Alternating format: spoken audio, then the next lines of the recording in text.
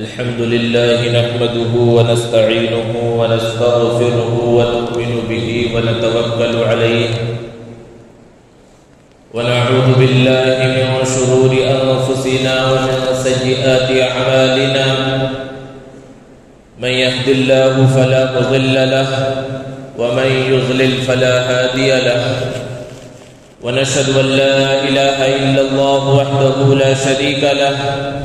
ونشهد أن سيدنا ومولانا محمدا عبده ورسوله صلى الله تعالى عليه وعلى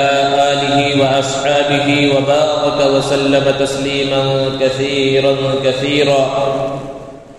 أما بعد فأعوذ بالله من الشيطان الرجيم بسم الله الرحمن الرحيم يا أيها الذين آمنوا إذا تداينتم بدين إلى أجل مسمى فاكتبوه وقال رسول الله صلى الله عليه وسلم من أخذ أموال الناس يريد أداءها فقد أدى الله ومن أخذ يريد إتلافها أتلفه الله أو كما قال عليه الصلاة والسلام. محترم حضرات، سامعین کرام، بزرگوں اور دوستوں، اللہ تعالیٰ نے اس امت کو بہترین امت قرار دیا ہے. اسی طرح اس امت کے بارے میں ارشاد فرمایا کہ یہ امت وسط ہے، اعتدال والی امت ہے، یہ درمیانی امت ہے. مطلب یہ ہے کہ یہ امت افراط اور تفریط سے پاک ہے، ہر چیز میں اعتدال کو اختیار کرتی ہے، اور شریعت کے اندر یہ اعتدال، یہ میانہ روی، یہ درمیانی چال ہر چیز میں مطلوب ہے. یہاں تک کہ عبادت کے اندر بھی اعتدال مطلوب ہے. ایسا نہیں ہے کہ کبھی آدمی کے اندر بہت جوش پیدا ہو گیا اور اذان سے بھی پہلے ہمیشہ مسجد میں آ کے بیٹھ رہا ہے، نماز ختم ہو گئی، سارے لوگ چلے گئے، مؤذن صاحب مسجد بند کرنا چاہتے ہیں لیکن یہ مسجد کے اندر ہی بیٹھے ہوئے ہیں اگلی نماز کے انتظار میں.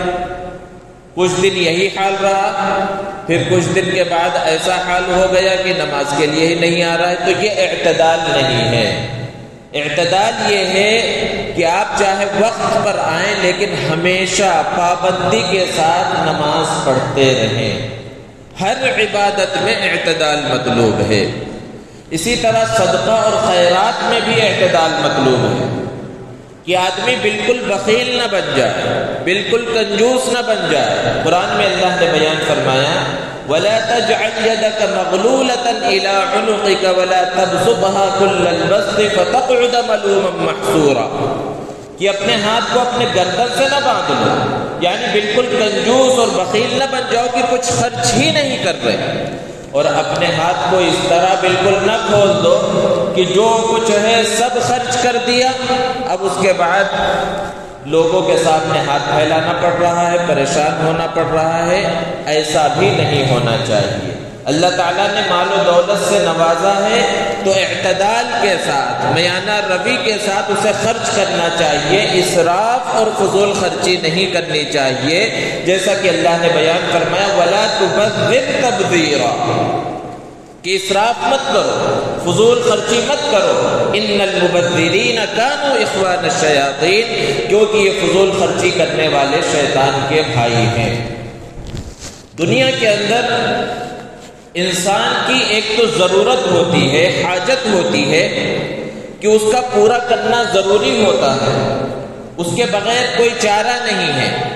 گھر ہے، بنیادی ضرورت ہے، کھانے پینے کی چیزوں کا ہونا یہ بنیادی ضرورت ہے، حاجت ہے. اب اس کے آگے کچھ خواہشات ہوتی ہیں. خواہشات کے اندر کچھ جائز خواہشات ہیں، وہ ضرورت نہیں ہے، اس کے بغیر بھی کام چل سکتا ہے. لیکن اگر جائز خواہش ہے، مباح خواہشات میں سے کچھ ہے اور اللہ نے مال و دولت سے نواز رکھا ہے تو اس کو پورا کرنے میں کوئی حرج نہیں ہے. لیکن ناجائز خواہشیں ہیں، ایسی چیزیں ہیں جس کو انسان کرنا چاہتا ہے لیکن شریعت میں اس کی اجازت نہیں ہے، تو مال و دولت کے رہنے کے باوجود بھی اس کو کرنا درست نہیں ہے۔ ایسے رسم و رواج جس کا شریعت کے اندر کوئی تعلق نہیں، شریعت نے اس کی اجازت نہیں دی، تو مال و دولت کے ہوتے ہوئے بھی اس سے بچنا ضروری ہے۔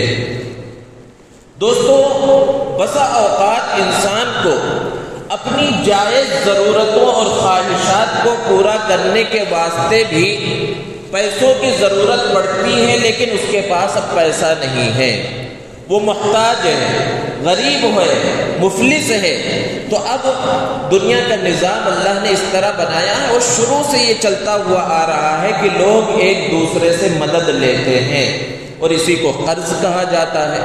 کہ انسان ضرورت کے اندر کبھی کسی سے کوئی قرض لے لے۔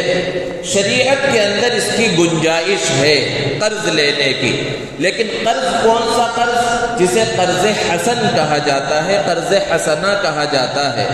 قرض کے معنی اصل میں ہے کاٹنے کے، کہ ایک آدمی جب کسی سے کچھ رقم لے لیتا ہے تو پھر وہ اپنی جو آمدنی ہے، اپنی اصل جو انکم ہے، اس میں سے کاٹ کے پھر اسے واپس کرنا ہوتا ہے۔ بلا ضرورت انسان کو قرض کے دلدل میں کبھی نہیں پھنسنا چاہیے، کیونکہ قرض کے بارے میں عربی کا ایک مقولہ ہے کہ القرض مقراض المحبہ۔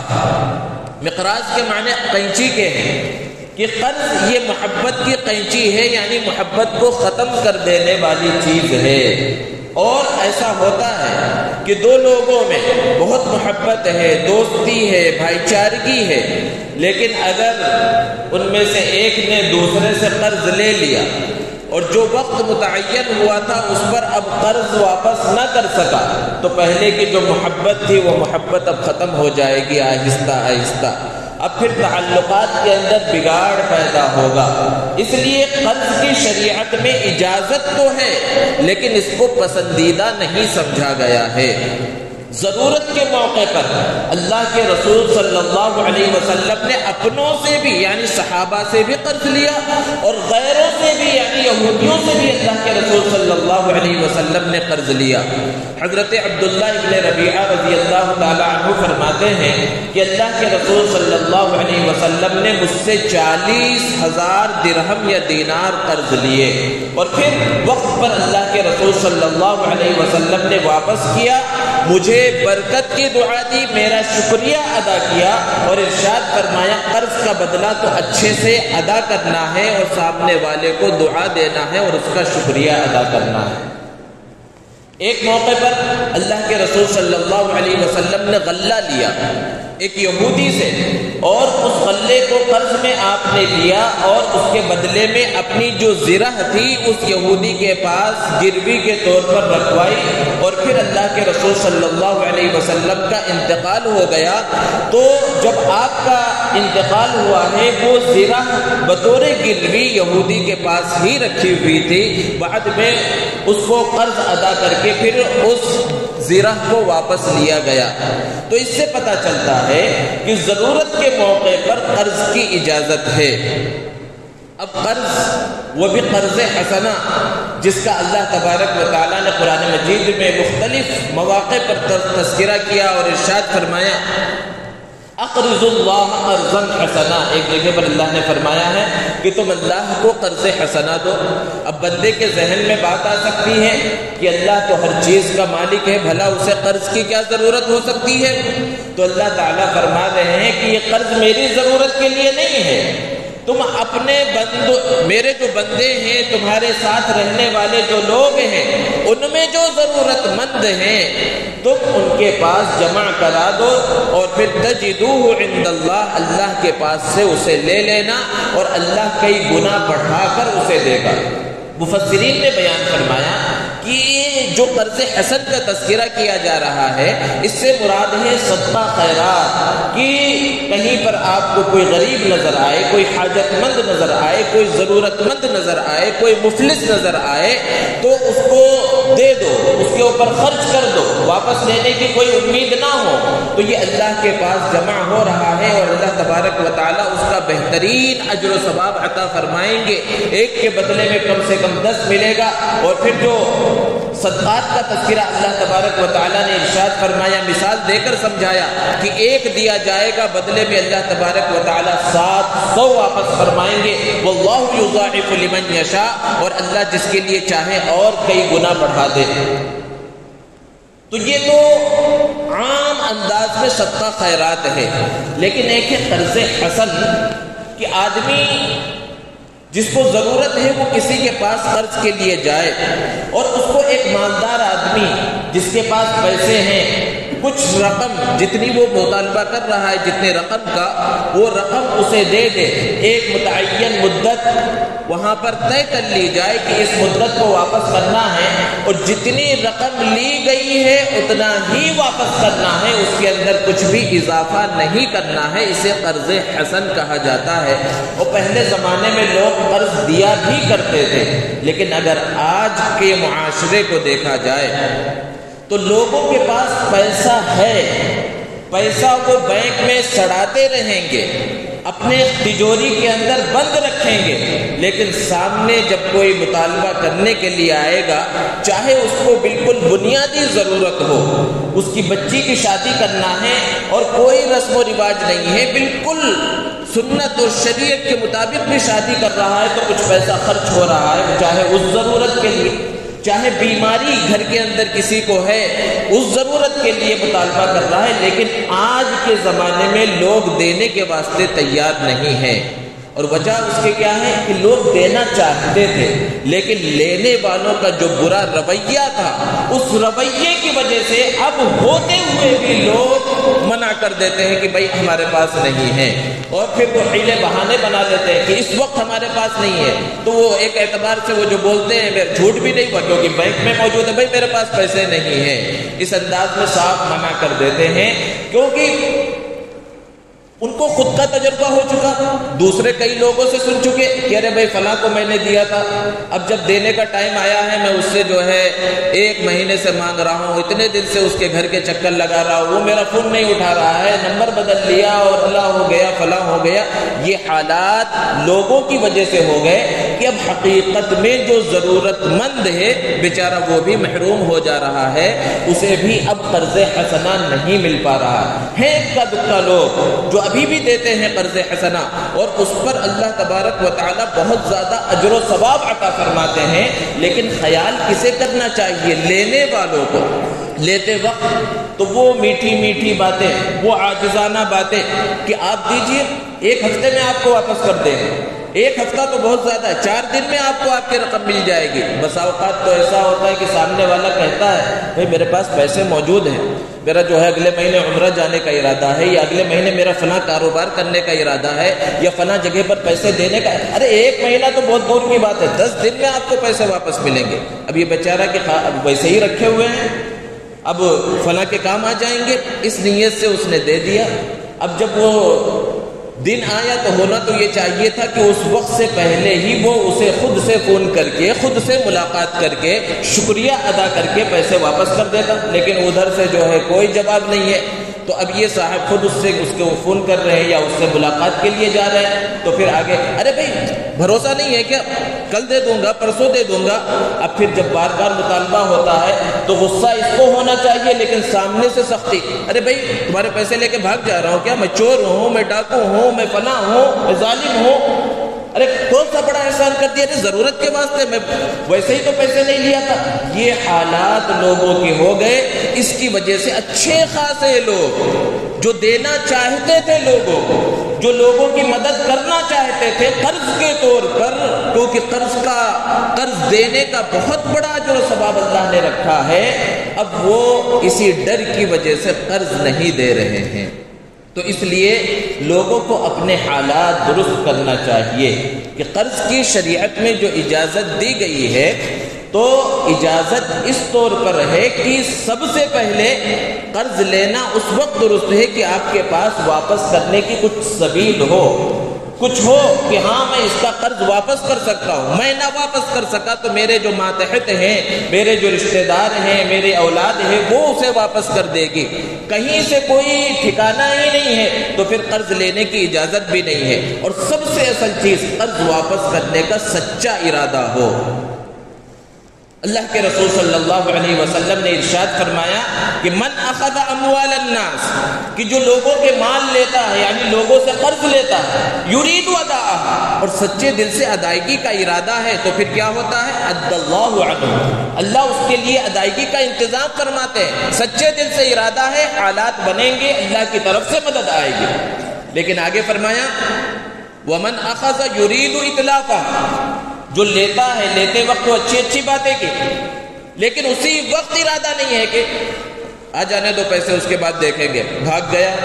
کہیں دوسری جگہ چلے گیا، فون بند کر لیا، پہلے سے ارادہ نہیں ہے. اللہ کے رسول صلی اللہ علیہ وسلم نے فرمایا یرید اتلافہ، اس کے مال کو تلف کر دینے کا ارادہ ہے، اتلفہ اللہ، اللہ تعالیٰ اسے برباد کر دیتا، اس کے مال سے برکت ختم ہو جاتی ہے، اس کو پریشانیوں کے اندر مبتلا کر دیتے ہیں.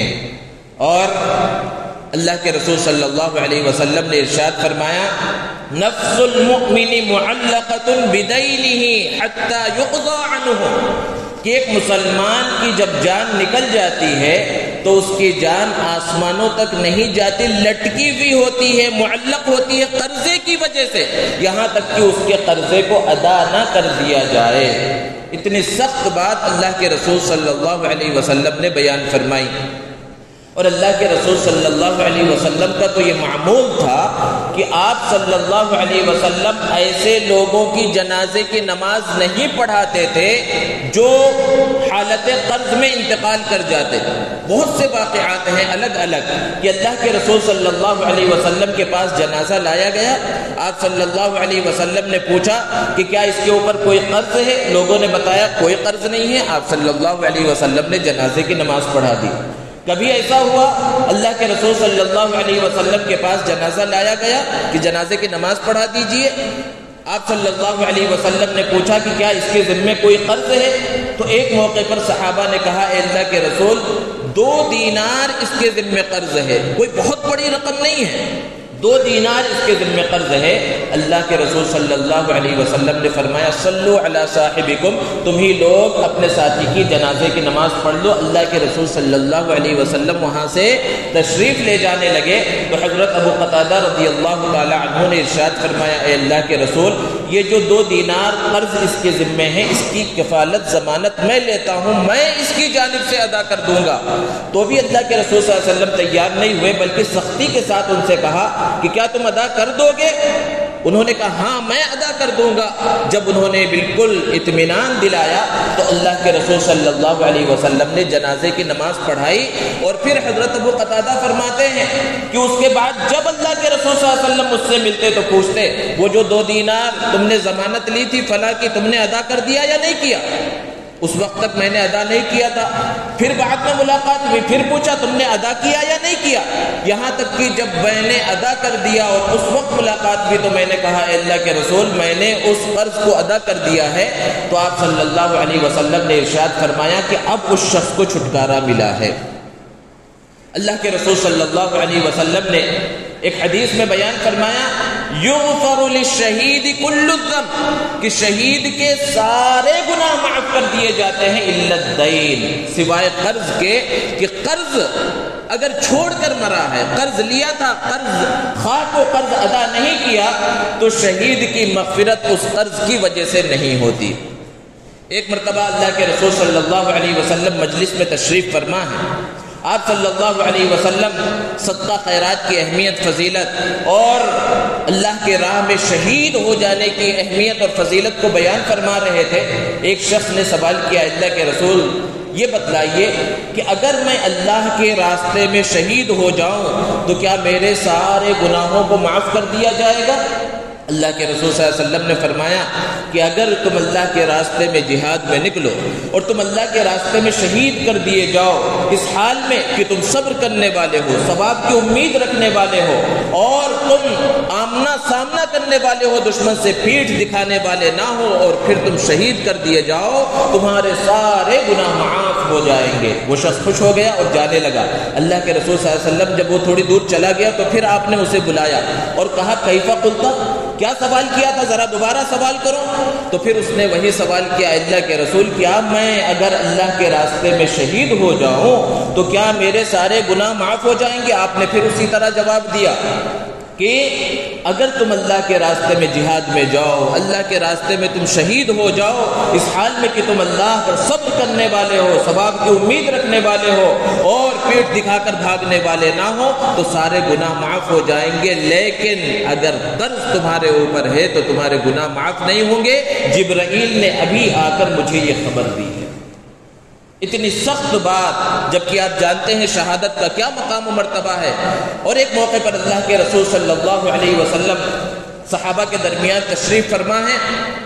محمد ابن جحش اس حدیث کو روایت فرماتے ہیں، کہتے ہیں کہ اللہ کے رسول صلی اللہ علیہ وسلم نے آسمان کی طرف نگاہ اٹھائی اور کہا ماذا نزل من التشدید، کیسی سخت چیز اللہ کی جانب سے نازل ہوئی ہے۔ حضرت محمد ابن جحش فرماتے ہیں کہ اللہ کے رسول صلی اللہ علیہ وسلم کا جو انداز تھا اس سختی کو بیان کرنے کا، فسکتنا، تو ہم خاموش ہو گئے، یعنی ہماری یہ ہمت نہیں ہوئی کہ سوال کر سکے کون سی سختی نازل ہوئی ہے۔ اور پھر وہ مجلس ختم ہو گئی۔ کہتے ہیں کہ جب اگلا دن ہوا میں نے پوچھا اللہ کے رسول کل جو آپ نے سختی کا تذکرہ فرمایا تھا آخر کون سی سختی نازل ہوئی ہے؟ تو اس وقت اللہ کے رسول صلی اللہ علیہ وسلم نے ارشاد فرمایا کہ سختی یہ نازل ہوئی کہ اگر ایک ایسا بندہ ہو قتل فی سبیل اللہ، جو اللہ کے راستے میں شہید کر دیا جائے، ثم یحییٰ، پھر اسے زندہ کیا جائے، ثم قتل، پھر شہید کر دیا جائے، ثم یحییٰ، پھر زندہ کیا جائے، ثم قتل، پھر شہید کر دیا جائے، اور اس کے اوپر کچھ قرض باقی ہو تو وہ جنت میں داخل نہ ہو سکے گا۔ اتنے سخت انداز میں اللہ تبارک و تعالیٰ نے حکم نازل فرمایا۔ تو یہ قرض لے کر مر جانے اور اس کو ادا نہ کرنے کا اتنا خطرناک گناہ اللہ کے رسول صلی اللہ علیہ وسلم نے بیان فرمایا، لیکن مسلمانوں کا حال کیا ہے کہ وہ اس کی کچھ بھی فکر نہیں کرتے۔ بس یہ فکر ہوتی ہے کہ آ گیا، اس کو خرچ کر دیا، اپنی ضرورت پوری کر لی، اور پھر مزے کے اندر بیٹھے ہوئے ہیں اور سامنے جس نے دیا ہے وہ بیچارہ پریشان گھوم رہا ہے۔ بہرحال جو لوگ قرض دیتے ہیں ان کے فضائل اللہ کے رسول صلی اللہ علیہ وسلم نے بیان فرمائے، اور قرض سے قرض حسنہ مراد ہے، کیونکہ سودی قرض لینا دینا وہ تو بہت بڑا گناہ ہے۔ اللہ تبارک و تعالیٰ نے ایسے لوگوں کے لیے جنگ کا اعلان کیا ہے، اور آپ صلی اللہ علیہ وسلم نے ایک حدیث میں بیان فرمایا کہ سود کے گناہ کے 70 درجے ہیں، جس میں سے سب سے کم تر درجہ اپنے ماں سے زنا کرنے کے برابر ہے۔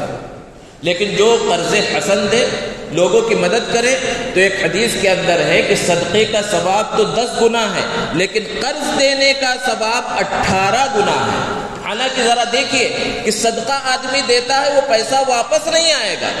قرض دیتا ہے وہ پیسہ واپس آنے والا ہے، لیکن اس کا ثواب حدیث مبارکہ کے اندر اور زیادہ بیان کیا گیا۔ اس کی وجہ جب صحابہ نے پوچھی، اللہ کے رسول صلی اللہ علیہ وسلم نے بیان فرمایا کہ صدقہ تو بعض مرتبہ آدمی بغیر ضرورت کے بھی مانگتا ہے اور آدمی دے دیتا ہے، لیکن قرض آدمی ضرورت کے وقت مانگتا ہے۔ اور کیوں مانگتا ہے؟ کیونکہ ضرور اسے کوئی ضرورت ہے، کیونکہ اس کے ذمے ہے، اس کی گردن کے اوپر ہے اسے واپس کرنا، اس لیے اس کا ثواب زیادہ رکھا گیا۔ اور قرآن مجید میں جو سب سے بڑی آیت ہے، جسے آیت دین، آیت مداینہ کہا جاتا ہے، اس پوری آیت میں اللہ تبارک و تعالیٰ نے قرض اور قرض سے متعلق جو احکامات ہیں اس کو بیان فرمایا۔ سب سے پہلی چیز اللہ نے بیان فرمائی، یا ایھا الذین آمنوا اذا تداینتم بدین الی اجل مسمی فاکتبوہ، کہ ایمان والو جب تم قرض کا معاملہ کرنے لگو، قرض کے لیے لین دین کرنے لگو، تو سب سے پہلی چیز کیا ہے کہ ایک مدت متعین ہونی چاہیے جس میں کوئی پوشیدگی نہ ہو، کوئی ابہام نہ ہو، تاریخ متعین ہو کہ کب قرض کو واپس کیا جائے گا، تاکہ کوئی لڑائی جھگڑا نہ ہو۔ اس انداز میں نہیں ہونا چاہیے جیسے کہ جب سردی کا موسم ختم ہو جائے گا تب میں دوں گا، جب بارش ہوگی تب میں دوں گا۔ تو یہ چیزیں متعین مدت میں نہیں آتی ہیں، تاریخ متعین ہو، دن متعین ہو۔ اس کے بعد جو اہم حکم اللہ نے دیا ہے فَاكْتُبُوهُ، تو اس معاملے کو لکھ لو۔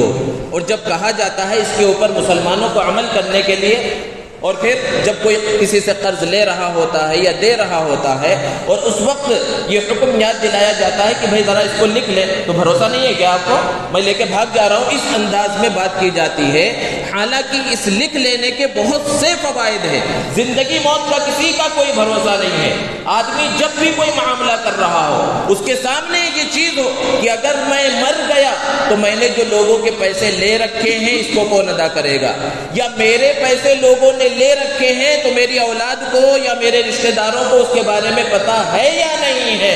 جب لکھی ہوئی چیز موجود رہے گی تو پھر اس پر عمل کرنا آسان ہوگا، اور اگر لکھا ہوا نہ ہو تو پھر لڑائی جھگڑے ہوں گے۔ سامنے والا کہہ سکتا ہے کہ ارے میں نے تو 1 لاکھ دیے تھے، یہ کہے گا نہیں آپ نے جو ہے 2 لاکھ جو ہے دیے تھے، اس طرح کی بات آئے گی۔ پھر وقت کے اندر بھی بات اور لڑائی جھگڑا ہو سکتا ہے۔ آگے تو اللہ تعالیٰ نے یہاں تک بیان فرمایا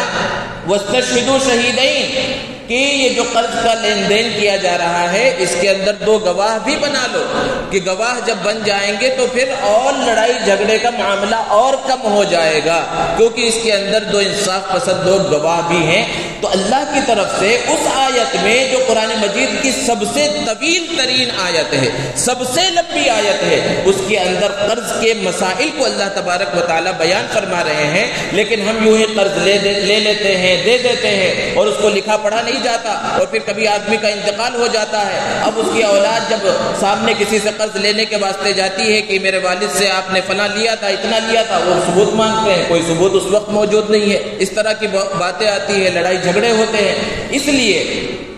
قرض کے معاملات کو اس انداز میں اختیار کرنا چاہیے جس کا حکم اللہ تبارک و تعالیٰ نے دیا ہے۔ ایک حدیث میں اللہ کے رسول صلی اللہ علیہ وسلم نے بیان فرمایا، اور اسی آیت میں اللہ تعالیٰ نے بھی بیان فرمایا کہ جب کسی نے ایک مدت متعین کر کے قرض کو دے دیا، لیکن قرض کی تاریخ آ گئی، اب سامنے والے کے پاس انتظام نہ ہو سکا، حالانکہ اس کا دینے کا ارادہ ہے، تو قرآن میں اللہ نے بیان فرمایا فَنَظِرَةٌ إِلَىٰ مَيْسَرَةٍ، کچھ اور اسے مہلت دے دو، کیونکہ اس پر بہت زیادہ ثواب ملنے والا ہے۔ بنی اسرائیل کے ایک شخص کے واقعے کو اللہ کے رسول صلی اللہ علیہ وسلم نے بیان فرمایا کہ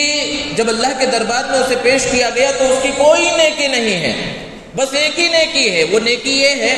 کہ اس کا کاروبار بہت زیادہ پھیلا ہوا تھا، اپنے ماتحتوں کو، اپنے خادموں کو یہ کہتا، کیونکہ کاروبار جب پھیلا ہوا ہے، لوگوں سے لین دین کا معاملہ ہے، قرض دینے کا لینے کا معاملہ ہے، تو اس میں اپنے خادموں سے کہتا کہ اگر لوگ ہمارے پاس سے قرض لیے ہوئے ہوں اور وقت دینے کا آ گیا ہو، نہ دے سکتے ہو، تو انہیں مہلت دے دو یا معاف کر دیا کرو۔ تو میں انہیں معاف کر دیا کرتا تھا، اس وجہ سے اللہ تبارک و تعالیٰ فرمائیں گے میں معاف کرنے کا زیادہ حقدار ہوں، اور اللہ تبارک و تعالیٰ اسے معاف فرما دیں گے۔ اور ایک حدیث میں اللہ کے رسول صلی اللہ علیہ وسلم نے بیان فرمایا کہ قرض دینا صدقے کے برابر ہے۔ مثال کے طور پر کسی نے 1 لاکھ روپے کسی کو چند مہینوں چند سالوں کے واسطے قرض دیا تو ایسا ہے گویا کہ اتنی رقم اس نے صدقہ کی ہے۔ اور پھر آگے بیان فرمایا اللہ کے رسول صلی اللہ علیہ وسلم نے کہ اگر وہ تاریخ آ جائے جس تاریخ پر ادا کرنا تھا، اب وہ تاریخ آنے کے بعد یا تو سامنے والے نے مہلت اور بڑھا لی یا یوں ہی ٹال مٹول کر رہا ہے، نہیں دے رہا ہے، تو اللہ کے رسول صلی اللہ علیہ وسلم نے بیان فرمایا ہر دن کے بدلے اتنی رقم صدقہ کرنے کا ثواب ملے گا۔ یعنی 1 دن بڑھ رہا ہے، گویا کہ 1 لاکھ روپے اس نے صدقہ کیا، حالانکہ وہ واپس آ جائیں گے لیکن اس کو اتنا ثواب ملتا رہے گا۔ اللہ کے رسول صلی اللہ علیہ وسلم قرض سے پناہ کی دعا مانگا کرتے تھے، کیونکہ قرض میں جب آدمی پھنس جاتا ہے اور پھر سودی قرضوں میں پھنس جاتا ہے اور چیزوں کو یہاں وہاں رکھانے میں پھنس جاتا ہے، بسا اوقات ایمان سے ہاتھ دھو بیٹھتا ہے، لوگ عزتوں سے ہاتھ دھو بیٹھتے ہیں، تو اللہ کے رسول صلی اللہ علیہ وسلم پناہ مانگتے تھے اللہم انی اعوذ بک من المأثم والمغرم، کہ اللہ میں گناہ سے اور قرض سے پناہ چاہتا ہوں۔ تو ایک موقع پر کسی نے پوچھا اللہ کے رسول کہ آپ بہت زیادہ قرضوں سے پناہ چاہتے ہیں، اس کی وجہ کیا ہے؟ اللہ کے رسول صلی اللہ علیہ وسلم نے ارشاد فرمایا ان الرجل اذا غرم، کہ آدمی جب مقروض ہو جاتا ہے تو پھر جب وہ بات کرتا ہے تو پھر جھوٹ بولتا ہے، جب وعدہ کرتا ہے وعدے کی خلاف ورزی کرتا ہے۔ قرض خواہ اس سے ملنے کے واسطے آیا، کبھی کہہ دے گا کہ جو ہے جاؤ بول دو گھر پہ نہیں ہے ابا، اور کبھی جو ہے یہ تاریخ بول کر پھر اس تاریخ کی خلاف ورزی کرے گا۔ جھوٹ بولنا اور پھر وعدہ خلافی کرنا یہ منافقوں کی نشانیاں ہیں، منافقوں کی نشانی اس کے اندر آ جاتی ہے۔ اس لیے ان قرضوں سے پہلے تو بچنے کی فکر اور کوشش کرنی چاہیے، اور اگر قرض لیا ہے تو وقت پر ادائیگی کی فکر اور کوشش کرنی چاہیے، اور جن لوگوں کے پاس اللہ نے وسعت دی ہے تو ان کو خرچ بھی کرنا چاہیے، لوگوں کو قرض دینا چاہیے ان کی ضرورتوں پر، کیونکہ اس کا بہت بڑا اجر و ثواب ہے۔ اور اگر کوئی وقت پر ادا نہ کر سک رہا ہے، اس کے پاس اور کوئی پریشانی آ گئی ہے تو اسے تھوڑی مہلت بھی دے دینی چاہیے، کیونکہ اس کا بھی اجر و ثواب اللہ تبارک و تعالیٰ نے بہت زیادہ رکھا ہے۔ اللہ تبارک و تعالیٰ ہم سب کو صحیح انداز میں عمل کرنے کی توفیق عطا فرمائے۔ وآخر دعوانا الحمد للہ رب العالمین۔